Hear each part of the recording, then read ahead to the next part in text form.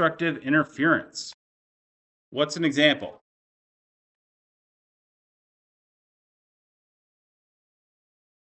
Nobody? Like destructive interference. Not like noise canceling. Yes, that's how noise canceling works. You got it. So if you were to actually hear those individually, you'd hear both. So you'd hear two different notes. But because they're happening in the same space, you have equal and opposite amplitudes. When they come together, it would cancel the noise and you wouldn't hear much. Now, realistically, it's not going to be perfect overlap like that. Noise canceling headphones will just be really, really close, so you have a very tiny one. You've actually seen both of these patterns. Has anybody ever used a flashlight? Okay, you shine the flashlight, you're looking at it, and you notice there's bright spots and dim spots, right? And then there's completely black spots in the flashlight. They're little rings. Okay? They typically look something like this. Like you'll have a ring that has a bit of a thickness to it. And then you have like a ring here that's kind of medium. And then this one's like really dark, right? Okay. And that's actually constructive destructive interference. So this middle one, the middlemost part of that, usually is constructive interference, the best they can do. Okay? Then this part is where you're fading off. So you're getting more of just the normal brightness for the light. Okay? Just the stuff that would come in the front. And what you're seeing here is these are compounding with the stuff going towards the back and being bounced, right? This stuff's just the stuff flashing forwards. This dim area is, again, just the stuff flashing forwards and a little bit of where it's being destructively interfered with because the wavelengths don't completely match. This really like dark ring that you see, that's actually complete destructive interference. Yeah. If there's a little light bleeding over, then it's not complete. Okay?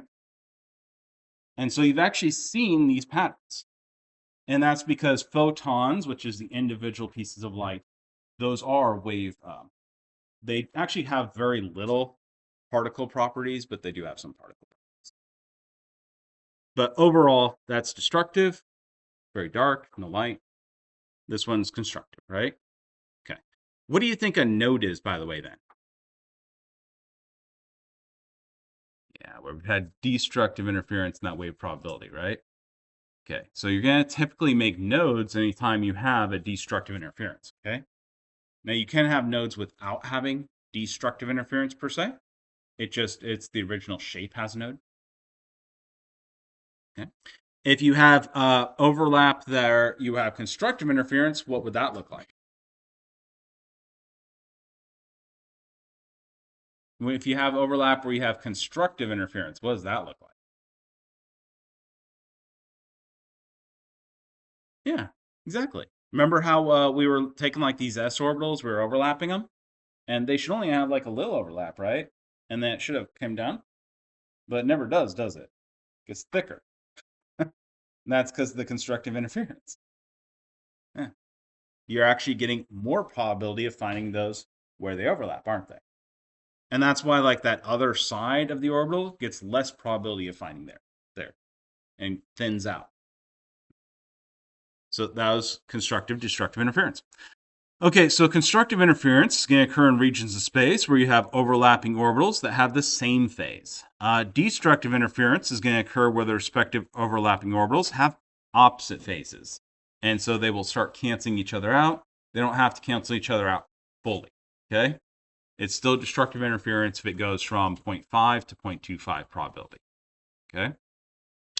Okay, now if the number of orbitals that is mixed is n, then the number of new orbitals that are produced from that mixing has to be that same n number, right? 2 come in, how many come out? 2, exactly. 5 come in, how many come out? 5, yeah. Got it. Perfect.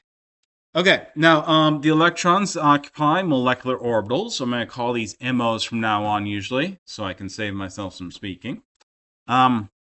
These are going to be generated by mixing atomic orbitals, and those are AOs. Everybody kind of remember that from back in Gen Chem? No? All AOs from all atoms in the molecule will mix simultaneously. And so you'll get whenever you do bonding, you typically get a whole new set of MOs for that molecule. Okay? Only pure AOs, sp, etc., again, contribute to the molecular orbitals. The hybrid AOs do not.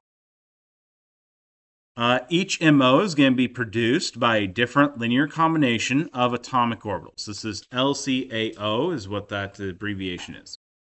So the AOs are going to have different phase combinations or are going to be weighed differently. Okay.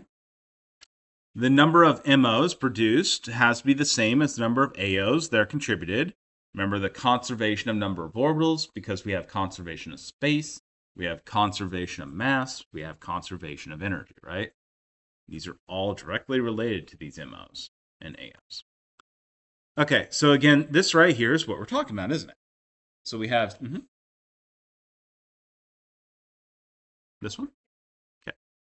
So this is how you actually combine these together.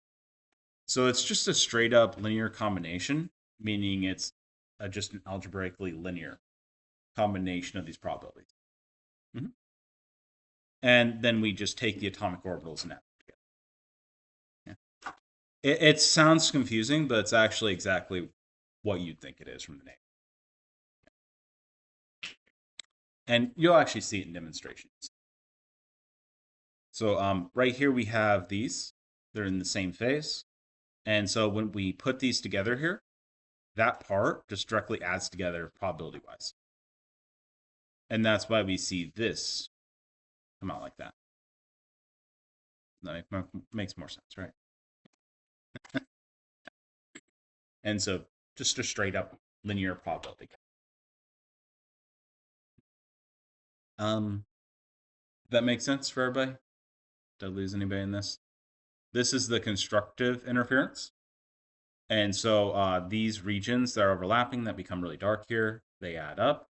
This gives us that buildup between the two atoms that we associate as bonding. Okay? And that gives us our bonding signal orbital. Okay? Notice that we actually get a bit of a thinning out here because the probabilities are being taken into here. Yeah. So it looks thinner out here. But you can kind of see. It's pretty much exactly what you'd expect if you were just to linearly add these different positions up.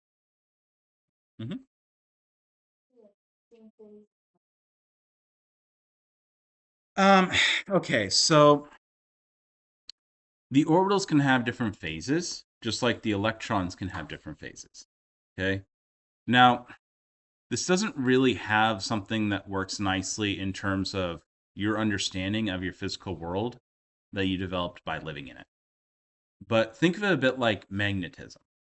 Has anybody ever taken a magnet and done like that? Okay, have you guys ever seen the iron filings around a magnet? Everybody seen that? Okay. And there's actually nodes in that. Have you noticed that? There's actually places where the filings don't fill in. Yeah. And that's because magnets have phases as well. So you're actually seeing constructive, destructive interference in the magnetic fields. The same thing happens here because these are just magnetic fields holding onto electrons, and that's what gives you that probability. Okay. And so there isn't really a good way of me describing what phases are to you without a lot more chemistry and physics. But essentially, think of it kind of like you have like wave phase. So you have positive, okay, and then you have. Now these both give you the same probability, but if they ever are in the same place, they're going to cancel. Is that helping at all? Exactly. Which is actually what we're seeing here. So in this case, we have orbitals that are opposite phase.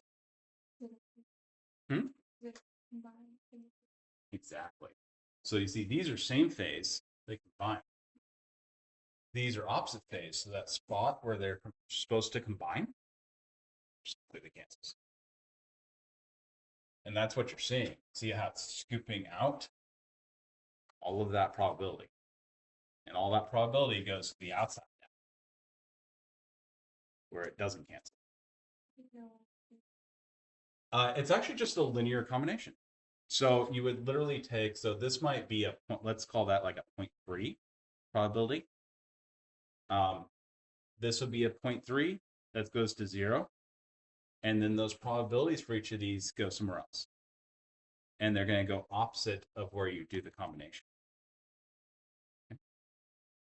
So like this has to total up to 1 probability, 100%, right? And if you notice, it just straight up moves away. Is that making more sense?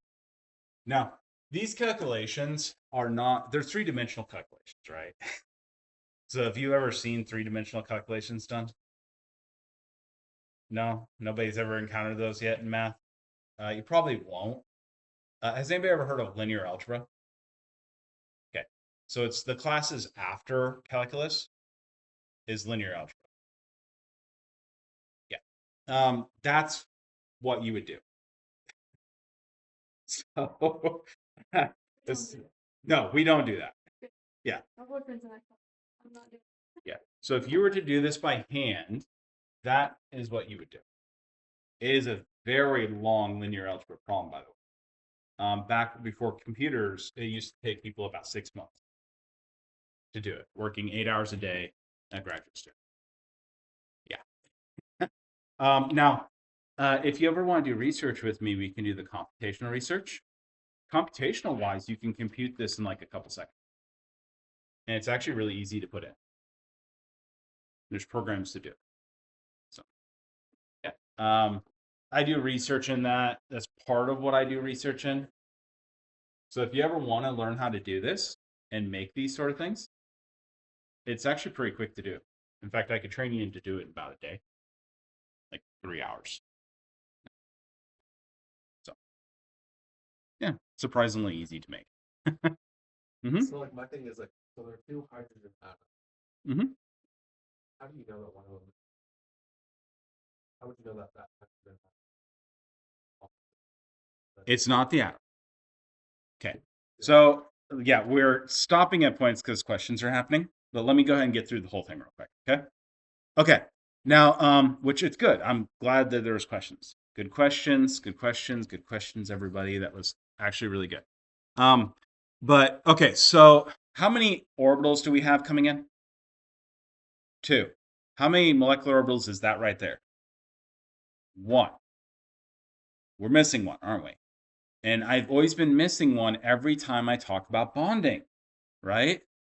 I'm always talking about a bonding orbital, and it only is 1 orbital, isn't it? But I had 2 orbitals going in. And so the second orbital that's coming out of these things has always been the anti-bonding orbital. Basically, what you always generate whenever you have 2 atomic orbitals coming in, you have the probability of having a combination that's constructive, right? Same phases, okay? And both hydrogens have both of these phases going on, okay? Before, it didn't matter. They were just switching back and forth all the time. And it just didn't matter. To you, the probability never changed, right? So I don't care. When they're individual, doesn't matter, okay? But when they combined together, there was a 50-50 chance that the one was in one phase, one was in the other phase. And that was happening all the time. They're going back and forth, okay? And they're always doing that. The electrons are constantly doing that. They're going back and forth in their phases, okay? Actually, like trillions of times a second, really fast. So what's happening here is you're seeing the sigma bonding molecular orbital gets generated, okay? And that is electrons are being shared. So whenever you're seeing this, you're seeing the electron is literally going in non-existence. And when it pops in here, so it's attracting both of these nuclei together, that's the bonding sigma, okay? Okay, this one is the lower energy one. And so when we have hydrogen bonding to hydrogen, this is the only one we actually see filled, okay? Because what we'll see here is you would have, does anybody remember a graphic look like, I should have done this in the first semester of Gen Chem.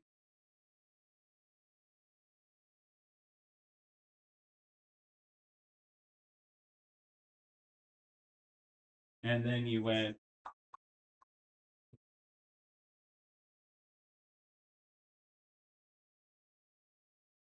Okay, and this is MO. Okay, sigma star.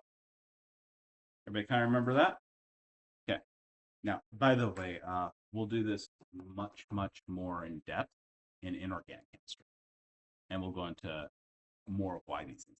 So, anybody that wants to really understand these, inorganic chemistry is going to be where we really understand. Okay. Anyways, this right here. So we each had one electron in it, right? Okay. So when we come together, this is our lowest energy molecular orbital, is the bonding orbital, which is the sigma without star. Okay. The star here, the asterisk, actually means higher energy. Anti-bonding in this case is high energy, right? Okay. These are called bonding orbitals because they are lower energy than the individual. If it was the same energy, it would be called non-bonding, meaning it doesn't do either. Okay, doesn't contribute either way. These are called anti-bonding because they are higher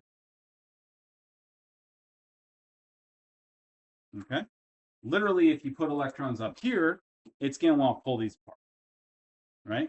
You put them in here, it doesn't contribute either way. You put them down here, then it's energetically favorable to stay together. Okay. Okay, so in this case right here, hydrogen, we'd be like that, wouldn't we? We have 2 electrons to fill in. We fill them in the lowest energy orbital, molecular orbital, and that would be the bonding orbital. Okay. Okay, we have our H2. It's floating around space. Gets hit by light. Bam. What happens to electrons when you're hit by light? Visible light. Yep, it boosts it up into an excited state. And so our electron that was down here in this bonding orbital goes up here. Okay. And that's why you can use high energy light to start reactions. It's because now you're equally bonding and non-bonding, anti-bonding. And so overall, these bond has weakened. Okay. Only happens for a little while. So it becomes more reactive. Okay. Okay, it re-radiates out that light in that line spectrum. Remember the line spectrums? Okay. So what happens is that electron falls back down. That energy difference is the frequency of that light. And it comes back down. Okay? And it radiated out light at you. Like a neon sign. Okay? Okay, and so that's how these orbitals actually work. These orbitals here, this one is direct overlap. This one is the anti-bonding right here. It is higher energy because it has a node action. That's what actually makes that higher energy right there. It is anti-bonding because if you have a negative charge here on the other side, right? If you have your negative charge here, then this is pulling this hydrogen away from it, isn't it? Everybody see that? And so now you're actually pulling these hydrogens apart if you put electrons in these orbitals. Okay? So if this orbital, they'll pull the hydrogens apart. This orbital, they're both pulled towards the center, aren't they? And so you get bonding, don't you? Ooh. Is that making sense? Did I lose anybody there? Okay. Okay. So these right here are the bonding, anti-bonding. So remember that bonding again is going to be lower energy than the individual atomic orbitals. Non-bonding is going to be the same energy. Anti-bonding is higher energy. Okay. Now, does anybody remember HOMO and LUMO? Okay. Highest occupied molecular orbital is HOMO. Okay. LUMO, L-U-M-O, is lowest unoccupied molecular orbital. In this case right here, our HOMO, this one right here, our bonding orbital, because it's the highest energy orbital that has electrons in it, period. Okay. Over here is our LUMO. It's the lowest energy orbital that has electrons, doesn't have electrons in. Okay. Everybody good with that so far? Now notice because we're hydrogen, we only have 2 orbitals, period. If we're like carbon, we'd have more orbitals, right? Okay. or oxygen or any of these things. Why doesn't helium make bonds, by the way? So remember, hydrogen is a diatomic, right? It always makes bonds. Okay? And that's because this is really energetically favorable. Look at the difference. Big difference, right? By the way, this always has to add up to be 0. Okay? That's that same probabilities we were talking about, equal but opposite phases. That's what that is right there. Okay. And so if you were talking about helium instead, what would this look like? Have 2 electrons in each one, right? And we go to bond, what happens? We start filling this in with 4, don't we? And so is it energetically favorable to bond? No. It's actually energetically neutral to bond. We have no favorability either way. And so interestingly enough, do you guys know you can get liquid helium? And you can get helium dimers? And that's because helium actually is neutral either way. It doesn't really, it's not energetically favorable to bond or not bond. And so if you set up the conditions just right, you can actually get very temporary bonds with helium. But they break apart all the time and they just don't stay together. Because energetically, so they're just going to come together, bond first, like nanosecond, break apart. It's very hard to keep them bonded. Okay? So like hydrogen, exactly. So this is energetic favorable, isn't it? So to break this apart, you have to provide this amount of energy right here. So that energy you have to provide to break that apart. Okay, that making sense? Think of this a bit like this literally being floors of a building, right? Okay. So if you're up here and you throw something out the window, what happens? If you're down here and try to jump up to the second floor, what happens? Yeah, you're going to need a really strong force to do it, right? And so that's breaking apart a bond versus forming. That helping? Okay, fantastic. Okay, and so this is actually what we've been seeing this entire time. In this case, we only have the 2. Okay, right. Now, again, this is HOMO. HOMO, again, is highest occupied molecular orbital, right? LUMO, lowest unoccupied molecular orbital. This becomes really important when we're talking about bonding, but also for all sorts of behaviors. For example, your lowest energy that radiates back out as light, that's dictated by this set. Okay, the LUMO and HOMO. That energy difference, that's the light it radiates out. Okay, if you have higher energy light, it's going to jump higher up and then re-radiate back out higher energy amounts. Okay, so let's talk a little bit about simplification. So consider the atomic orbitals contributed only from the valence shells of the atoms. We're going to completely ignore the core electron shells. Okay, and the reason we're going to ignore that is because realistically speaking, everything below this point here, they're all full. And they all just cancel out. Okay? So if you actually go here and you had more orbitals, bonding, anti-bonding sets, they're all full, right? So remember, they have to be equal in energy in different phases, right? So they have to add to be 0. So by definition, your core electron ones, when they combine, they just combine to be 0. Okay? So you can write them out, but it just does not going to do anything for you. You're just going to waste time. Okay? Okay, now the key orbital interactions are going to be from overlapping atomic orbitals on adjacent atoms. Your ones that don't really get used for the bonding parts typically don't really do much. So for example, like your lone pairs don't usually accomplish much because they're not going to change no matter if you're bonding or not bonding, right? It just doesn't end up mattering. Okay. The atoms are going to have a particular electron geometry. These are going to be hybridized. They're going to contribute your hybrid atomic orbitals from that valence shell. And so we simplify these things by setting up the hybrid orbital first and then using the hybrid orbital. Okay?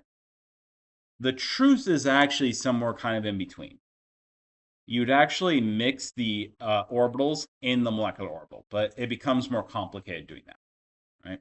So for organic chemistry level chemistry knowledge, we just set up the atomic orbital that is the hybrid orbital and then act as if that makes the bond. Okay?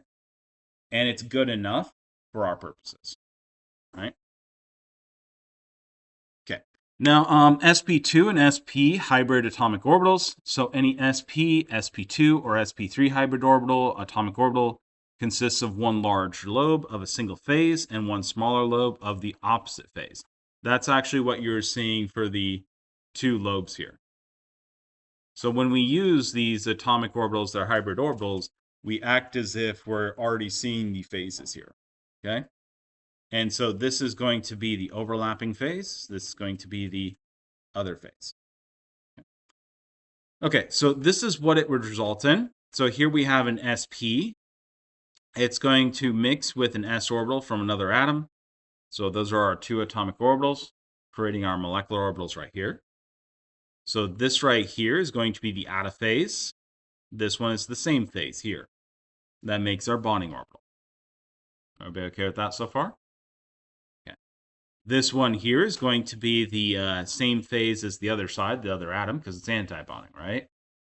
And then this one's going to be the opposite phase. We get our node here, where we have a 0% chance of finding an electron. Okay? And again, we're pulling those atoms apart, aren't we? Anybody have any questions there so far? Okay. And again, we've simplified this a bit by just writing the one combination.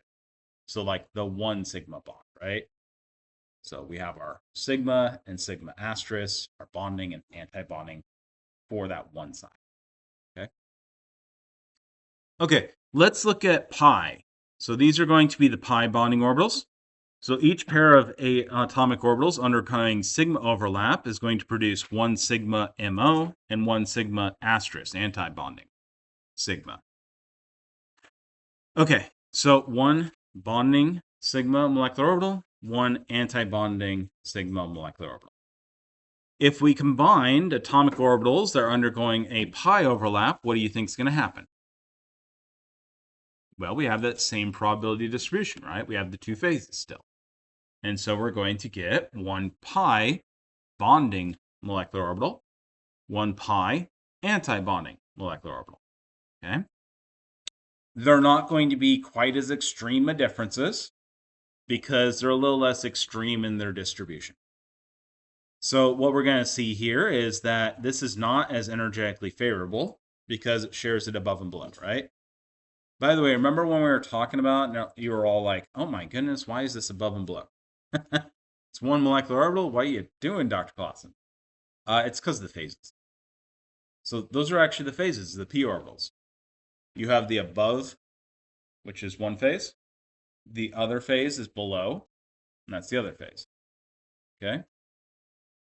And then you have the side-to-side overlap, and notice that this is the constructive interference right there, right? Notice that your molecular orbital here has a node, doesn't it? Can everybody see that? It's right there through the atoms.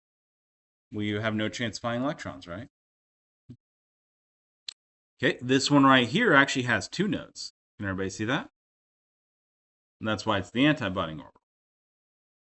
Okay. So if we were to look at a sigma bonding orbital and a pi bonding orbital, which one do you think would be lower energy usually? Sigma. No nodes, right? If we look at a pi bonding orbital, it has a node, doesn't it? Okay. Notice, by the way, these electrons are still being attracted here a little bit. And these electrons are still being attracted here a little bit, even though they're off to the corner. So they don't have usually as high energy as the sigma anti-bonding would. Okay, let's go ahead and look at this. This is going to be the ethane that we had talked about before. And so again, we have our sp3s, right? And then we have 14 atomic orbitals total that are coming together here. And so that means our number of molecular orbitals total are going to be 14 again, right? We'll have sigma bondings, which we're seeing right here. And that's going to be 7 sigma bonding molecular orbitals. There are also another 7 sigma anti-bonding molecular orbitals, but they don't actually get filled in this one because we don't have extra electrons to fill those in. So that's why this all bonds together and you get a nice stable structure, right? Okay. All right, so this one's ethene. And so what we're seeing here is we have an unpaired p orbital, right? And so those are going to combine. They're going to create a bonding and an anti-bonding molecular orbital. These ones here all create sigma molecular orbitals. We are going to have 5 sigma molecular orbitals, 1 pi bonding molecular orbital, and these are all going to be filled in with electrons because we have enough electrons to fill them all in. And then we come up here and we're going to have 1 anti-bonding pi orbital and 5 sigma anti-bonding molecular orbitals. Okay? They'll be arranged in the different energy levels. There are some of these that would be degenerate. Okay? For example, all these hydrogens would be degenerate ones. They'd have the same sort of energy. Okay? Okay. That's what degenerate means, by the way, that they have the same energy. So the relative energies again, the sigma molecular orbitals are going to be lower in energy than the pi molecular orbitals. The sigma anti-bonding molecular orbitals are going to be higher energy, usually, almost all the time, mostly, than the pi anti-bonding molecular orbitals. There are some exceptions where you can get orbitals that are close enough to flop and switch. Okay, that does exist. They're going to be really rare for you to deal with, but they do exist. Okay? Now, if we apply the molecular orbital valence, ethine has 2 degenerate, i.e. equal energy molecular orbitals, and 2 degenerate anti-bonding pi molecular orbitals. And these are going to be that in and out, and then up and down. Okay? And that's the 2 different p orbitals combining, right? So we have p in one direction combining. We have the p orbitals in the other direction combining. Side by side. So that's these orbitals here. Give you the yellow. These ones up here, the blues, give you that orange color. Okay? Okay. And notice because we end up having the same sort of overlapping happening, we have the same set of anti-bonding orbitals as well. Okay? And that's what those look like. All right. Okay, so how about lone pairs? Well, lone pairs are non-bonding, aren't they? They're just not involved in bonding. They don't pull either way, really. And so those are going to be included as non-bonding molecular orbitals. So here we have an oxygen bonding. These atomic orbitals are not really involved in the bonding at all. They don't cause they don't cause bonding. They just non-bonding. So they're going to be equal energy. Notice that, again, they were the atomic orbitals. They look the exact same. Nothing's happened to them. So now they were just rewritten the exact same place as molecular orbitals because they're in a molecule now, right? Yeah. For non-bonding. So non-bonding electrons are in non-bonding molecular orbitals. So that's actually where the name comes from. Yeah. So like lone pairs is the stereotypical example. Yeah. Non-bonding electrons back in the, remember Lewis structures, and we talked about the valence, yeah, Vesper. Okay. That non-bonding electrons came from non-bonding orbitals. Yeah. Literally just not involved in the bond. Okay. By the way, if you have anything in non-bonding electrons in non-bonding orbitals, do they contribute either way? They don't affect whether you're going to bond or not. And so, okay. Anybody have any questions there? Right, I'm going to start on the next chapter for 4 minutes. We'll get tons of done, I'm sure, in 4 minutes.